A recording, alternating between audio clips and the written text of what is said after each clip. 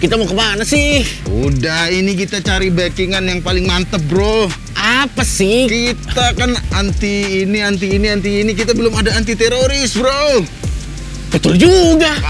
Makanya komedi kita kan beberapa punchline-nya tentang teroris. Ya. Makanya kita harus cari backingan kali ini nih. Iya. Udah, kita ke BNPT nih namanya nih. Badan Penanggulangan Teroris. Nasional Teroris. Wah. Ayo kita masuk dulu. Ayo boleh. Masuk boleh nggak, Pak? Boleh masuk nggak, Pak? Tolong. Tolong. Katanya di dalam nih, Cuk. Tolong backing jokes-jokes saya. Tolong backing kita. Tolong backing kita. Wah, kayaknya kita harus telepon dulu nih yang punya yang di dalam nih. Betul. Udah, kita telepon dulu ya, biar Ya. bisa masuk ke dalam. Yuk. Ayo. Kalau tak kenal, maka kita paksa kenalan. Beliau adalah Brigjen Polisi R. Ahmad Nur Wahid, seorang jenderal bintang 1. Kini menjabat sebagai Direktur Badan Nasional Penanggulangan Teroris Republik Indonesia atau yang biasa kita kenal dengan sebutan BNPT. Sebelum menyandang jabatan saat ini, dulu ia pernah terpaham-paham radikal hingga membuatnya hampir berangkat ke Afghanistan. Wow, ngeri sekali saudara-saudara. Tapi alhamdulillah setelah mendapat hidayah, beliau sadar dan berpaling dari kelompok radikal. Terlebih setelah peristiwa bom Bali tahun 2002 dan dicetuskannya regulasi pemberantasan tindak pidana terorisme. Pengabdian beliau untuk negara ini masih lagi anget-angetnya. Salah satu keinginannya adalah untuk melindungi generasi muda dari paham radikal. Mungkin salah satunya Coki Pardede. Kali ini Coki dan Muslim akan meminta keyakinan bahwa dark jokes bukan salah satu ciri-ciri dari paham terorisme. Hanya dicari backingan.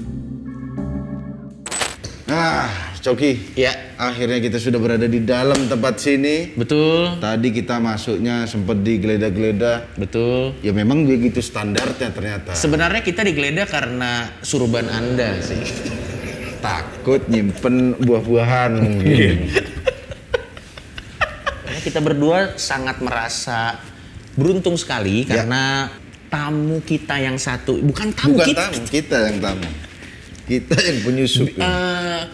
Lawan bicara kita yang satu ini, narasumber kita yang satu ini di tengah-tengah kesibukan beliau yang memang padat, mau menyempatkan sedikit waktunya ini untuk bertemu dengan kita. Beliau ini adalah Jenderal Bintang 1 ya. Kapan lagi loh kita ngobrol sama Jenderal Bintang 1? Silakan Jogi. Beliau ini adalah Brigjen Nur Wahid, Direktur Pencegahan BNPT Republik Indonesia. Halo. Halo Bang. Assalamualaikum, selamat siang. Selamat siang. Waalaikumsalam. Terima kasih Bang, cukup aware dengan ada assalamualaikum dan selamat siangnya. Jadi saya bisa jawab yang selamat siang. Kan kadang susah juga gitu. Iya. Bang, apa sih BNPT itu? Orang tuh kalau denger BNPT tuh yang ada di pikirannya, ya apa? Mereka juga nggak tahu. Teroris. BNPT itu apa? Badan Penanggulangan Terorisme Republik Indonesia. Oke, baik. Itu apa sih Bang sebenarnya BNPT Bang? Nah, BNPT RI ini tugasnya yaitu merumuskan kebijakan, kemudian mengimplementasikan atau melaksanakan dan mengkoordinasikan semua upaya di dalam rangka penanggulangan terorisme di Indonesia. Berarti semua yang ada hubungannya untuk penanggulangan terorisme di sinilah tempat. Di sini. Tetapi kalau kita bicara teroris nggak bisa lepas dari bicara radikalisme. Terorisme kan aksinya, tindakannya. Oke. Tapi juga harus dari hulu akar masalahnya atau paham yang menjiwai semua aksi itu radikalisme ada di sini. Oke, baik. Berarti terorisme ini adalah bentuk akhir atau hilirnya dari atau aksi tindakan perbuatannya. Radikalisme itu paham yang menjiwainya. Dan BNPT menanggulangi hal tersebut. Iya. Nggak cuma terorismenya doang. Iya, tapi juga radikalisme. Radikalisme. Mana yang lebih susah Bang? Menghandle hasil produknya atau hulunya? Semua susah. makanya BNPT nggak bisa kerja sendiri. Harus melibatkan segenap elemen masyarakat, bangsa dan negara karena ini musuh negara dan musuh agama. Baik. Oke, ini menarik. Ini kita lihat ini kan ada lambang, nanti bisa dilihat ini lambang BNPT ini sendiri yang di tengah ya. Iya. Dan ini ada di sampingnya nih ada semacam pegang-pegangan tangan dengan berbagai. Tenang aja, ada yang tatoan juga. Ada yang diajak ya. Jadi terwakili. Iya. Ada yang tatoan juga nih, ada semuanya. Dan simbolnya nih persatuan gitu. Iya, semua persatuan bersatu. Dan di tengahnya ini mereka semua nih memapang BNPT karena memang ini tugas bersama gitu. Jadi tagline-nya BNPT milik kita bersama membangun harmoni bangsa. Baik. Oke. Ini kita berdiri nih dari tahun kapan sih Bang BNPT? BNPT itu berdiri dari tahun 2010. Oh, jadi sudah. Iya lumayan lah. Lumayan. Berarti sebelum itu teroris siapa yang nanganin? Kalau BNPT baru 2010, sebelumnya siapa Bang yang nanganin? Apa belum ada? Kenapa waktu itu? Ada teroris ada dari dulu. Iya. Jadi dulu pasca bom Bali tahun 2002. Yang kedua atau yang pertama ya ini ya? Yang pertama dan yang kedua. Yang kedua ya. Itu pemerintah sudah mulai aware ya. Ada fenomena ini. Ada fenomena ini tuh. Ternyata terorisme itu sangat mengancam dan membahayakan. Akhirnya muncullah yang namanya Perpu nomor 1 tahun 2002 tentang pemberantasan tindak pidana terorisme. Kemudian Perpu itu diperbaiki atau direvisi menjadi undang-undang, yaitu Undang-Undang nomor 15 tahun 2003. Baik. Nah, tapi ternyata belakangan kok masih muncul terus ya aksi terorisme di beberapa daerah, di beberapa wilayah. Baik. Akhirnya, ternyata menanggulangi terorisme tidak cukup. Karena itu hilirnya, harus mulai dari hulunya. Akhirnya juga tahun 2004 itu kan dibentuk Densus 88 anti teror. Tapi Densus 88 anti teror itu hanya hilirnya untuk melakukan penangkapan, kalau sudah jadi teroris tadi. Hukum, Betul, karena kalau udah jadi teroris, Anda sulit ternegosiasi sih seperti itu. Jangan dong, cerah-cerah dong. Maksudnya dia udah siap udah gini, masa tobat-tobat nggak bisa. Agak sulit ya dicegahnya dari. Fungsi utama daripada BNPT itu mencegah. Kalau Densus 88 itu menindak. Baik. Karena memang ada pepatahnya ya, lebih baik mencegah daripada mengobati. Oke Bang, kalau sampai ada lembaganya sendiri, sampai tadi kita sempat masuk, ini nggak main-main ya tempat ini ya, memang ini adalah sebuah lembaga yang serius. Menakutkan enggak? Iya, mungkin baru bagi orang yang datang tentara-tentara gitu. Memang, tapi kalau sampai ada lembaganya sendiri dengan semua infrastrukturnya, seberapa beresiko sih ancaman terorisme gini soalnya Bang? Di luar sana kan ada yang bilang bahwa anggapan kita terhadap radikalisme yang adalah hilirnya ini adalah berlebihan. Hilir terorisme hilir kan maksudnya ke hulunya ini adalah ketakutan yang berlebihan. Kan banyak opini di luar sana bilang begitu bahwa itu mah berlebihan kok, kalian aja radikalisme enggak separah itu, enggak ada kok. Ini kan bagian dari bahwa kami mengekspresikan apa yang kami percayai bla bla bla. Tapi sebenarnya lu kan orang lapangan. Karena lu bagian penanggulangannya. Sebenarnya seberbahaya apa sih fakta lapangan yang lo lihat sendiri gitu. Dan sebesar apa? Yang pertama, semua konflik di negeri-negeri konflik terutama di Timur Tengah, di Asia Tengah seperti di Afghanistan, di Libya, di Suriah, dan di beberapa negara yang lainnya. Sebelum terjadi konflik itu selalu didahului oleh fenomena masifnya maraknya radikalisme dan terorisme, terutama mengatasnamakan agama. Dalam konteks ini mengatasnamakan Islam. Kemudian berkolaborasi dengan pihak-pihak yang destruktif atau oposisi yang destruktif dan terjadi intervensi asing. Itu yang pertama. Dan polanya selalu sama. Polanya selalu sama. Dan Indonesia ini negeri yang memiliki potensial konflik sangat besar. Karena kalau besar kalau negeri Arab itu kan cuma satu suku bangsa nih. Itu terpecah menjadi beberapa negara. Eropa hanya beberapa suku bangsa, pecah menjadi beberapa negara. Itu padahal cuma segitu ya? Iya. Indonesia. 1.200 suku bangsa. 1.000 lebih bahasa lokal, pulaunya paling banyak. Dengan berbagai macam karakteristik. Karakteristiknya macam-macam, kepentingannya macam-macam. Pulaunya 17.400. Ada ribuan yang belum dikasih nama. Lo mungkin kasih nama Pulau Coki. Bisa ya. Ini bisa ya. Nah, saking banyak. Iya. Dan fenomena di Indonesia ini sudah sangat masif karena apa? Hasil survei itu menunjukkan yang masuk dalam kategori indeks potensi radikalisme.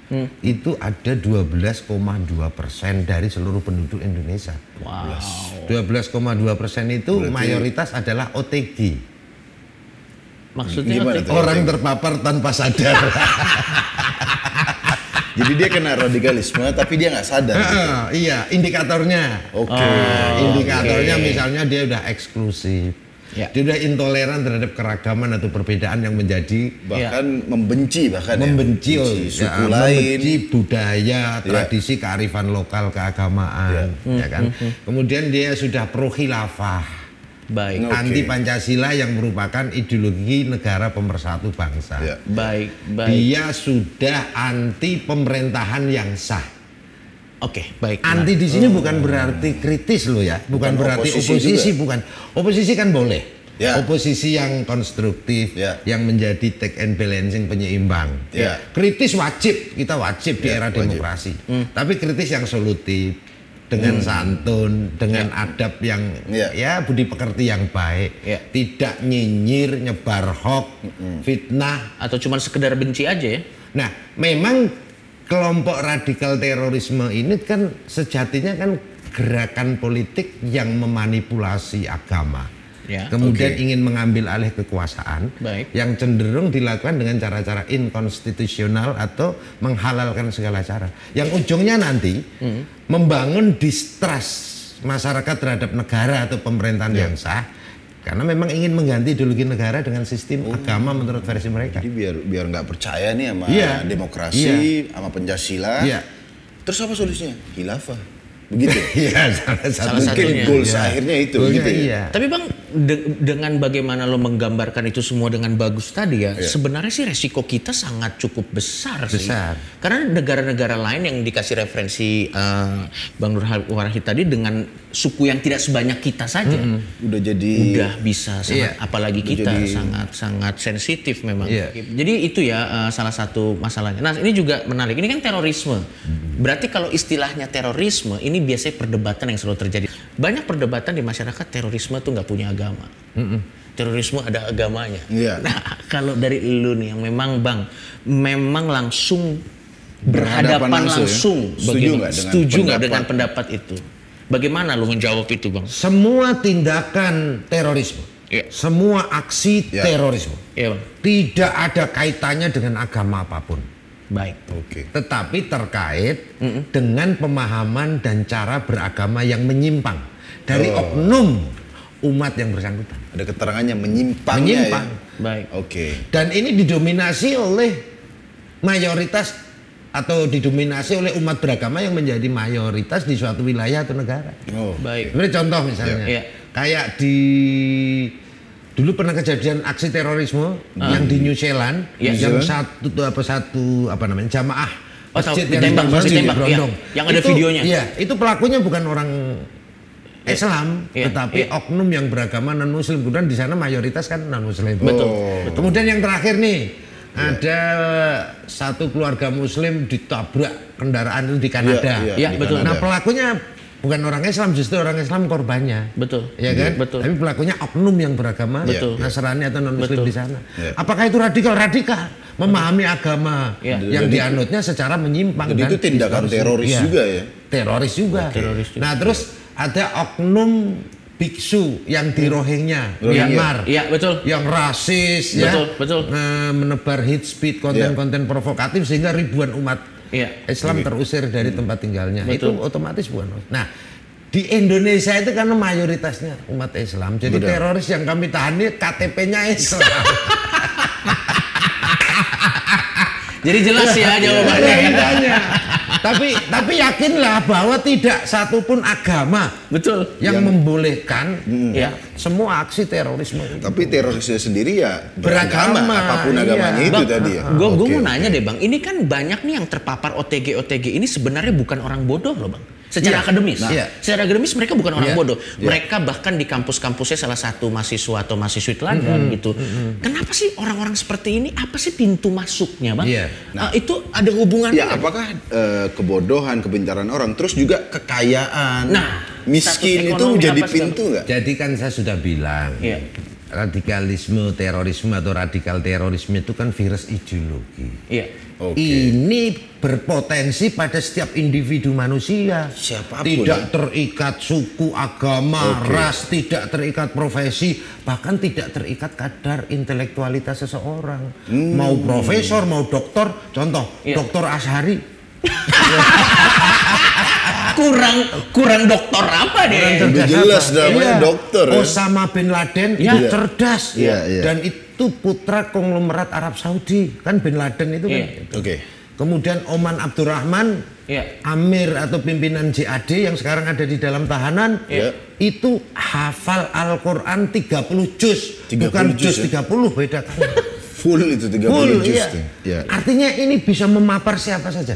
Ya, tidak terikat suku, agama, ras. Ya, potensi pada setiap individu manusia. Nah, apa yang melatar belakanginya? Ya, akar masalahnya adalah ideologi yang menyimpang atau ideologi yang terdistorsi. Bahkan para ulama di Timur Tengah atau ulama dunia yang melakukan konferensi internasional di Kairo, Mesir beberapa bulan yang lalu mendefinisikan radikalisme atau ekstremisme dalam terminologi asing, terminologi internasional, bahwa merupakan paham yang dibangun di atas manipulasi dan distorsi agama. Nah, ini jadi menjadi akar masalahnya. Nah, sekarang lo pernah dengar nggak yang namanya program Bang Napi? Ingat, tahu gue yang itu waspada. Itu kan tentang kejahatan tuh. Terjadinya kejahatan itu disebabkan karena ketemunya antara faktor niat dan kesempatan. Betul. Baik. Nah, terorisme ini kan sudah dikategorikan sebagai crime against humanity, kejahatan kemanusiaan oleh internasional, oleh UN, atau extraordinary crime, kejahatan luar biasa. Karena kejahatan, maka terjadinya kejahatan karena ketemu antara faktor niat dan kesempatan. Nah, faktor-faktor yang memunculkan niat untuk radikal, untuk menjadi teroris itu antara lain satu, ini dia. Manipulasi agama atau politisasi agama. Jadi agama itu dijadikan alat politik, dimanipulasi. Yang kedua, cukup umum ya kan? Yang kedua adanya ketidakpuasan, kekecewaan, kebencian, pemerintah, sosial dan politik. Sosial. Makanya marak kalau ada pilpres atau menjelang pilpres itu marak. Ya kan?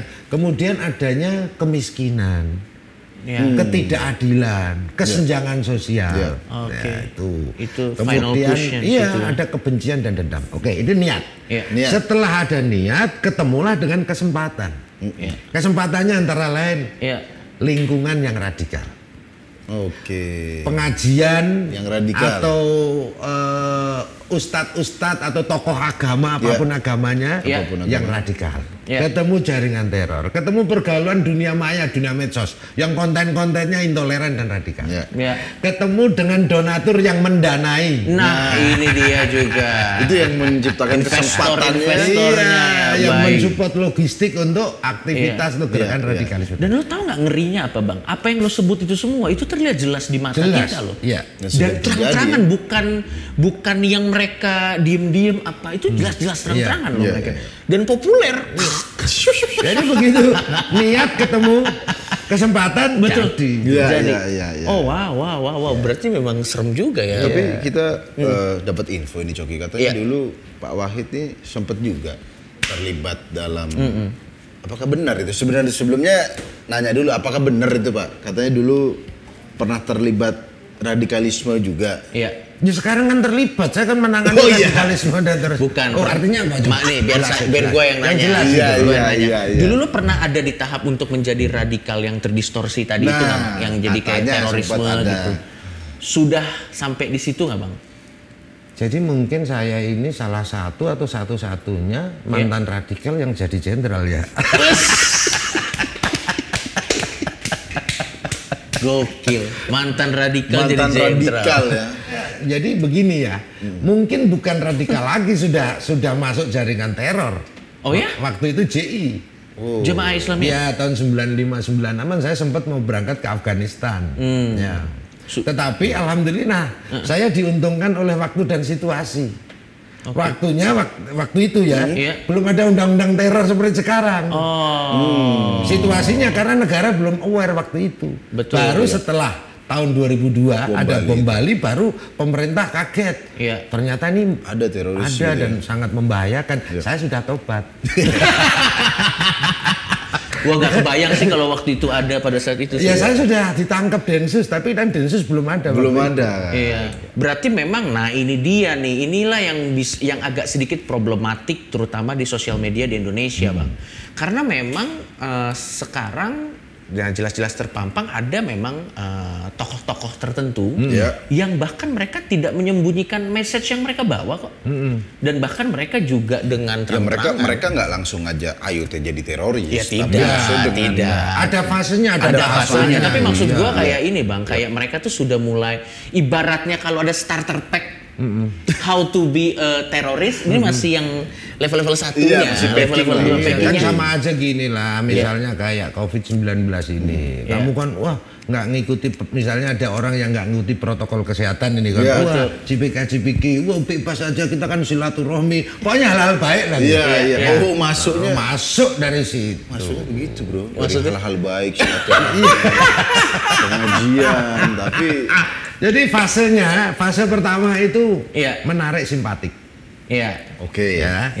Yang kedua membangkitkan fanatik dengan mendoktrin segala macam. Ya kan? Baik. Baru yang ketiga fase untuk membuat taklid. Taklid itu taat buta.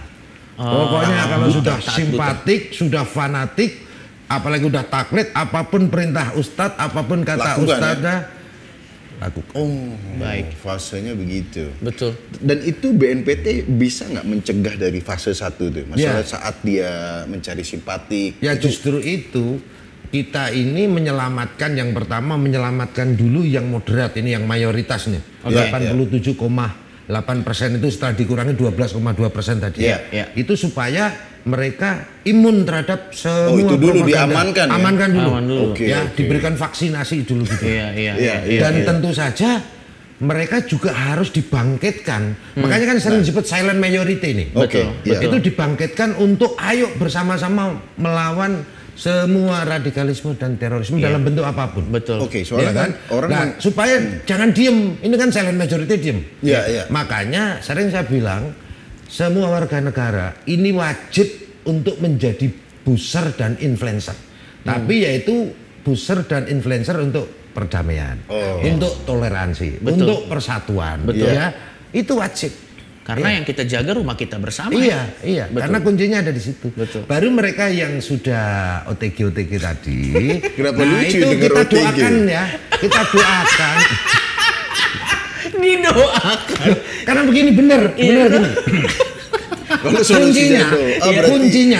Kuncinya itu hidayah. Harus seperti saya dulu hidayah. Kalau nggak dapat hidayah ya repot juga. Mau orang mau di ngomong kayak apa juga betul juga sih memang. Tapi ini kamu coba mbok sekali-kali dalil.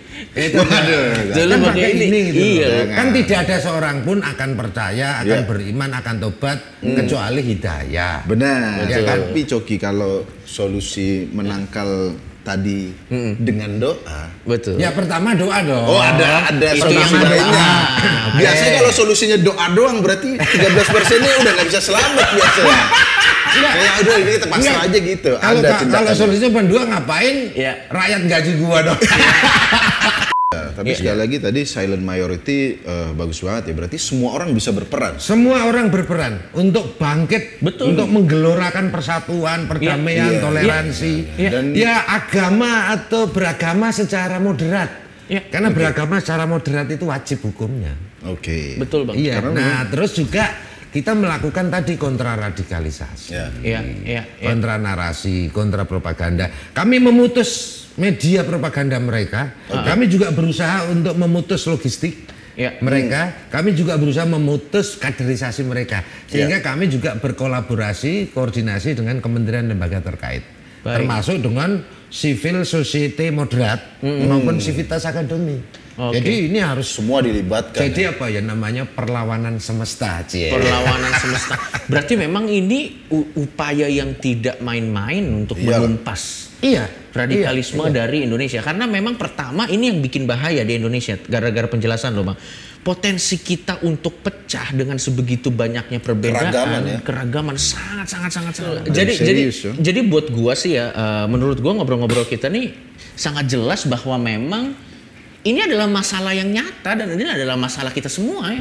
Dan mungkin gini Bang, kayaknya yang bikin orang tuh diam mungkin karena mereka tidak melihat langsung bahayanya gitu. Atau kejadiannya nggak deket rumah dia. Iya. Mungkin mereka merasa kayak ya udah itu kan jauh di sana, enggak lah hidup gue masih aman-aman aja. Buat anda yang berpikir seperti itu, percayalah itu pasti nanti akan kembali lagi ke Anda. Kalau Anda diem nih, hal-hal tersebut akan kembali lagi ke Anda. Semoga tidak. Kalau dibiarkan, takutnya mungkin misalnya terjadi teroris di sana, jauh lah. Ya karena orang melihatnya hanya aksinya gitu loh. Padahal kan sekarang ada fenomena dari 12,2% tadi, itu ada yang namanya lone wolf.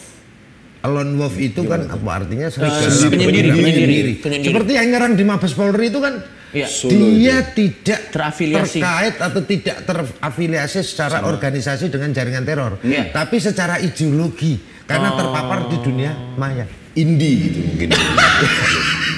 Iya kan, maksudnya nggak ada label organisasi apa ya kan indie berarti. Pantesan waktu di itunya ada serbuk kopi.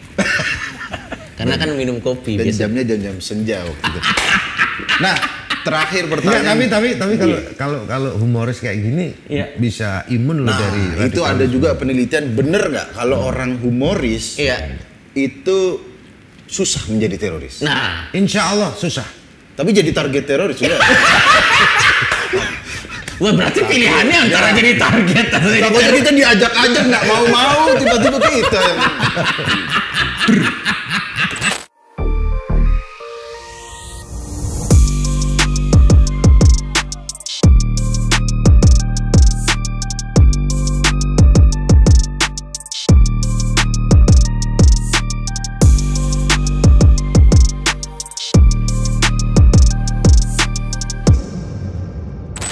Bang, tadi waktu mau kesini gue lihat tuh ada pesawat. Tadinya gue sama Muslim berpikir ini apa lagi mendarat darurat atau gimana nih? Itu pesawat itu apa itu Bang? Ya kalau lo ingin naik pesawat gratis ya nanti itu. Artinya itu pesawat itu untuk area latihan.